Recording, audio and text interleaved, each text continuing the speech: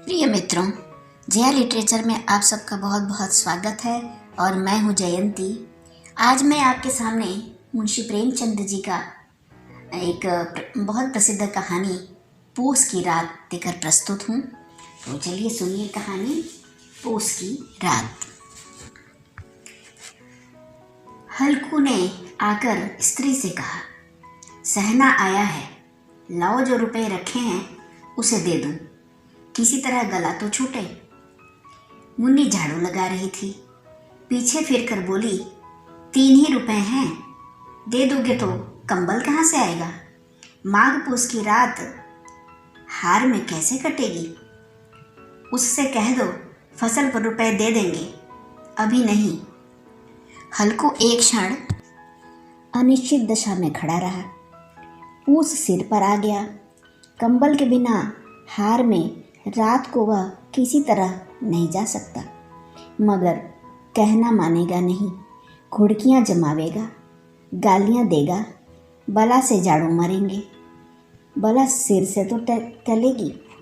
यह सोचता हुआ वह अपना भारी भरकम डील लिए हुए, जो उसके नाम को झूठ सिद्ध करता था, स्त्री के समीप आ गया और खुशामद करके बोला, ला दे दे, गला तो छूटे, कंबल के लिए कोई दूसरा उपाय सोचूंगा। मुन्नी उसके पास से दूर हट गई और आंखें तरेरती हुई बोली, कर चुके दूसरा उपाय, जरा सुनो, कौन उपाय करोगे?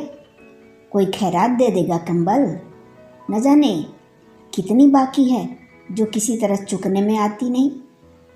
मैं कहती हूँ, तुम क्यों नहीं खेती छोड़ देते? मर मर काम करो, उपज हो तो बाकी दे दो। चली छुट्टी हुई, बाकी चुकाने के लिए ही तो हमारा जन्म हुआ है। पेट के लिए मजूरी करो, ऐसी खेती से बाज आए। मैं रुपए न दूंगी। हल्कू उदास होकर बोला, तो क्या गाली खाऊं? मुन्नी ने तड़प कर कहा, गाली क्यों देगा? क्या उसका राज है? मगर यह कहने के साथ उसकी तनी हुई भौहें ढीली पड़ गईं।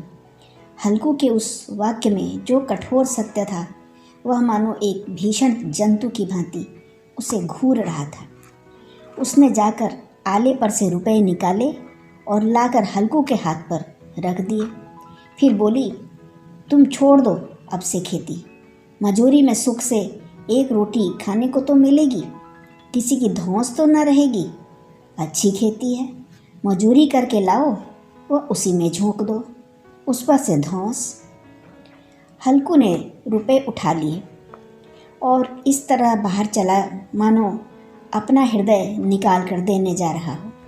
उसने मजूरी से एक एक पैसा काट काट कर 3 रुपए कंबल के लिए जमा किए थे।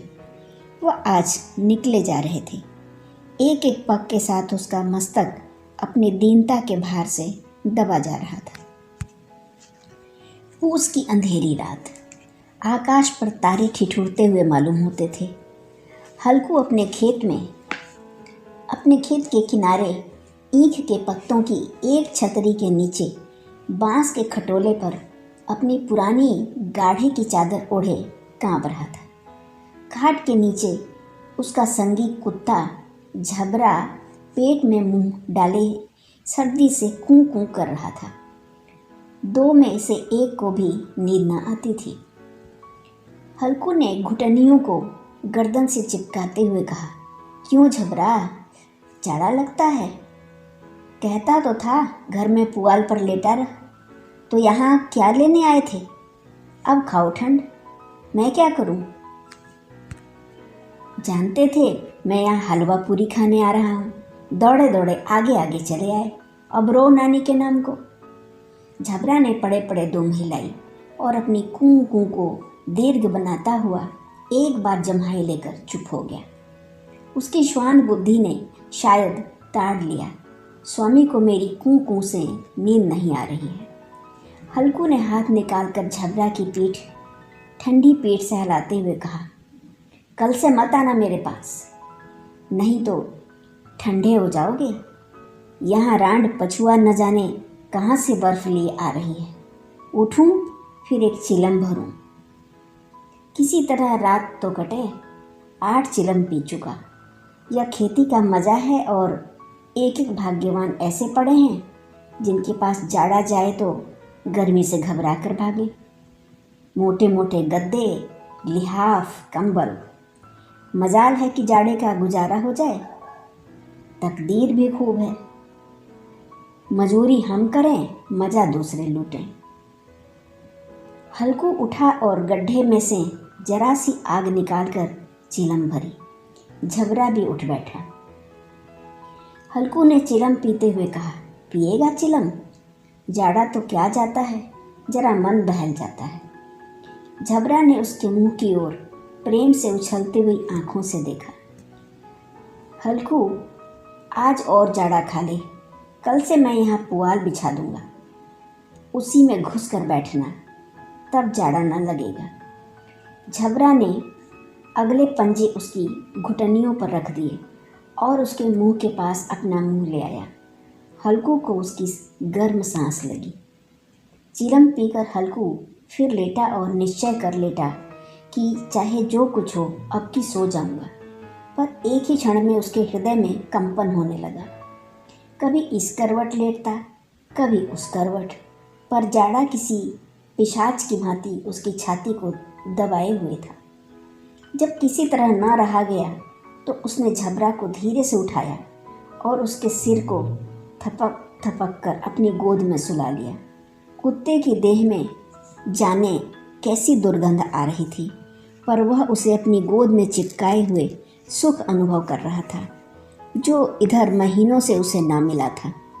झबरा शायद समझ रहा था कि स्वर्ग यहीं है, और हल्कू की पवित्र आत्मा में तो उसे कुत्ते के प्रति घृणा की गंध न थी। अपने किसी अभिन्न मित्र या भाई को भी वह इतनी ही तत्परता से गले लगाता। वह अपनी दीनता से आहत न था, जिसने आज उसे इस दशा में पहुंचा दिया। नहीं, इस अनोखी मैत्री ने जैसे उसकी आत्मा के सब द्वार खोल दिए थे और उसका एक एक अणु प्रकाश से चमक रहा था। सहसा झबरा ने किसी जानवर की आहट पाई। इस विशेष आत्मीयता ने उसमें एक नई स्फूर्ति पैदा कर दी थी, जो हवा के ठंडे झोंकों को तुच्छ समझती थी। वह झपट कर उठा और छतरी के बाहर आकर भौंकने लगा। हल्कू ने उसे कई बार चुमकार कर बुलाया, पर वह उसके पास न आया। हार में चारों तरफ दौड़ दौड़ कर भौंकता रहा। एक क्षण के लिए आ भी जाता तो तुरंत फिर ही दौड़ जाता। कर्तव्य उसके हृदय में अरमान की भांति उछल रहा था। 1 घंटा और गुजर गया। रात ने शीत को हवा से धधकाना शुरू किया। हल्कू उठ बैठा और दोनों घुटनों को छाती से मिलाकर सिर को उसमें छिपा लिया। फिर भी ठंड कम न हुई। ऐसा जान पड़ता था सारा रक्त जम गया है। धमनियों में रक्त की जगह हिम बह रहा है। उसने झुककर आकाश की ओर देखा। अभी कितनी रात बाकी है। सप्तर्षि अभी आकाश में आधे भी नहीं चढ़े। ऊपर आ जाएंगे तब कहीं सवेरा होगा। अभी पहर भर से ऊपर रात है। हल्कू के खेत से कोई 1 गोली के टप्पे पर आमों का बाग था। पतझड़ शुरू हो गई थी। बाग में पत्तियों का ढेर लगा हुआ था। हल्कू ने सोचा, चलकर पत्तियां बटोरूं और उन्हें जलाकर खूब तापूं। रात को कोई मुझे पत्तियां बटोरते देखे तो समझे कोई भूत है, कोई जाने कोई जानवर ही छिपा बैठा हो। मगर अब तो बैठे नहीं रहा जाता। उसने पास के अरहर के खेत में जाकर कई पौधे उखाड़ लिए और उनका एक झाड़ू बनाकर हाथ में सुलगता हुआ उपला लिए बगीचे की तरफ चला। झबरा ने उसे आते देखा तो पास आया और दुम हिलाने लगा। हल्कू ने कहा, अब तो नहीं रहा जाता झबरू, चलो बगीचे में पत्तियां बटोर कर तापें। टांठे हो जाएंगे तो फिर आकर सोएंगे। अभी तो रात बहुत है। झबरा ने कूं कूं करके सहमति प्रकट की और आगे आगे बगीचे की ओर चला।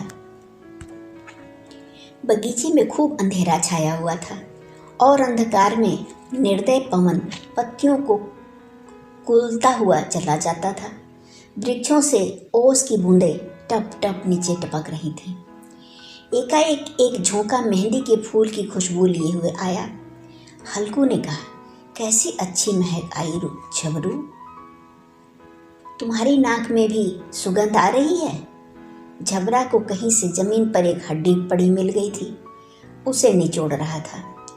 हल्कू ने आग जमीन पर रख दी और पत्तियां बटोरने लगा। जरा देर में पत्तियों का एक ढेर लग गया। हाथ ठिठुरे जाते थे, नंगे पांव गले जाते थे और वह पत्तियों का पहाड़ खड़ा कर रहा था। इसी अलाव में वह ठंड को जलाकर भस्म कर देगा। थोड़ी देर में अलाव जल उठा। उसकी लौ ऊपर वाले वृक्ष की पत्तियों को छू छू कर भागने लगी। उस अस्थिर प्रकाश में बगीचे के विशाल वृक्ष ऐसे मालूम होते थे मानो उस अथाह अंधकार को अपने सिरों पर संभाले हुए हों। अंधकार के उस आनंद सागर में यह प्रकाश एक नौका के समान हिलता हुआ जान पड़ता था। हल्कू अलाव के सामने बैठा आग ताप रहा था। एक क्षण में उसने दोहर उतारकर बगल में दबा ली और दोनों पांव फैला दिए, मानो ठंड को ललकार रहा हो। तेरे जी में जो आए सो कर। ठंड की असीम शक्ति पर विजय पाकर वह विजय गर्व को हृदय में छिपा न सका था। उसने झबरा से कहा, क्यों झब्बर, अब ठंड नहीं लग रही है? झब्बर ने कूं कूं करके मानो कहा, अब क्या ठंड लगती ही रहेगी? पहले से यह उपाय न सोचा, नहीं इतनी ठंडी क्यों खाते? झबरा ने पूंछ हिलाई। अच्छा, आओ इस अलाव को कूद कर पार करें, देखें कौन निकल जाता है।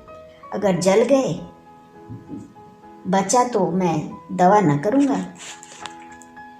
झबरा ने उस अग्नि राशि की ओर कातर नेत्रों से देखा। मुन्नी से कल न कह देना, नहीं तो लड़ाई करेगी।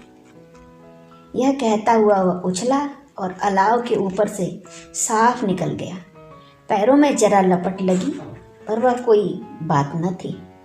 झबरा आग के इर्द गिर्द घूमकर उसके पास आ खड़ा हुआ। हल्कू ने कहा, चलो चलो, इसकी सही नहीं, ऊपर से कूद कर आओ। वह फिर कूदा और अलाव के इस पार आ गया। पत्तियां जल चुकी थीं, बगीचे में फिर अंधेरा छाया था। राख के नीचे कुछ कुछ आग बाकी थी, जो हवा का झोंका आ जाने पर जरा जाग उठती थी, पर एक क्षण में फिर आंखें बंद कर लेती थी। हल्कू ने फिर चादर ओढ़ ली और गर्म राख के पास बैठा हुआ एक गीत गुनगुनाने लगा। उसके बदन में गर्मी आ गई थी, पर ज्यों-ज्यों शीत बढ़ती जाती थी उसे आलस से दबाए लेता था। झबरा जोर से भौंक कर खेत की ओर भागा। हल्कू को ऐसा मालूम हुआ कि जानवरों का एक झुंड उसके खेत में आया है। शायद नील गायों का झुंड था। उनके कूदने दौड़ने की आवाज़ें साफ कान में आ रही थीं। फिर ऐसा मालूम हुआ कि वह खेत में चर रही हैं। उनके चबाने की आवाज़ चर चर सुनाई देने लगी। उसने दिल में कहा, नहीं, झबरा के होते कोई जानवर खेत में नहीं आ सकता। नोच ही डाले, मुझे भ्रम हो रहा है। कहाँ, अब तो कुछ नहीं सुनाई देता। मुझे भी कैसा धोखा हुआ। उसने जोर से आवाज़ लगाई, झबरा झबरा। झबरा भौंकता रहा, उसके पास न आया। फिर खेत के चरे जाने की आहट मिली। अब वह अपने को धोखा न दे सका। उसे अपनी जगह से हिलना जहर लग रहा था। कैसा दंड आया हुआ था। इस जाड़े पाले में खेत में जाना, जानवरों के पीछे दौड़ना असूझ जान बैठा। वह अपनी जगह से ना हिला। उसने जोर से आवाज़ लगाई, लिहो लिहो। झबरा भौंक उठा। जानवर खेत चर रहे थे। फसल तैयार है। कैसी अच्छी खेती थी, पर ये दुष्ट जानवर उसका सर्वनाश किए डालते हैं। हल्कू पक्का इरादा करके उठा और 2-3 कदम चला, पर एकाएक हवा का ऐसा ठंडा चुभने वाला बिच्छू के डंक सा झोंका लगा कि वह फिर बुझते हुए अलाव के पास आ बैठा और राख कुरेद कर अपनी ठंडी देह को गरमाने लगा। झबरा अपना गला फाड़े डालता था, नील गाय खेत का सफाया किए डालती थी और हल्कू गर्म राख के पास शांत बैठा हुआ था। अकर्मण्यता ने रस्सियों की भांति उसको चारों तरफ से जकड़ रखा था। उसी राख के पास गर्म जमीन पर वह चादर ओढ़कर सो गया।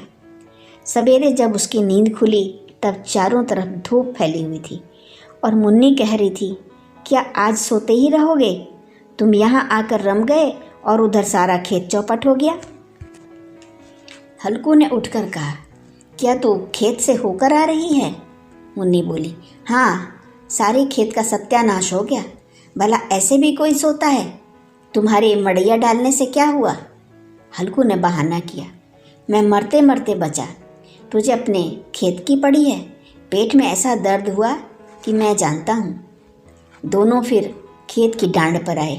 देखा, सारा खेत रौंदा पड़ा हुआ है और झबरा मड़ैया के नीचे चित लेटा है, मानो प्राण ही न हो। दोनों खेत की दशा देख रहे थे। मुन्नी के मुख पर उदासी छाई थी, पर हल्कू प्रसन्न था। मुन्नी ने चिंतित होकर कहा, अब मजूरी करके माल गुजारी भरनी पड़ेगी। हल्कू ने प्रसन्न मुख से कहा, रात की ठंड में यहाँ सोना तो ना पड़ेगा। धन्यवाद।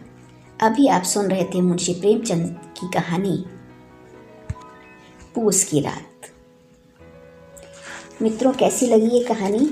प्लीज़ कमेंट करके ज़रूर बताइएगा और अपने मित्रों से साझा भी कीजिएगा इसको। बहुत बहुत धन्यवाद।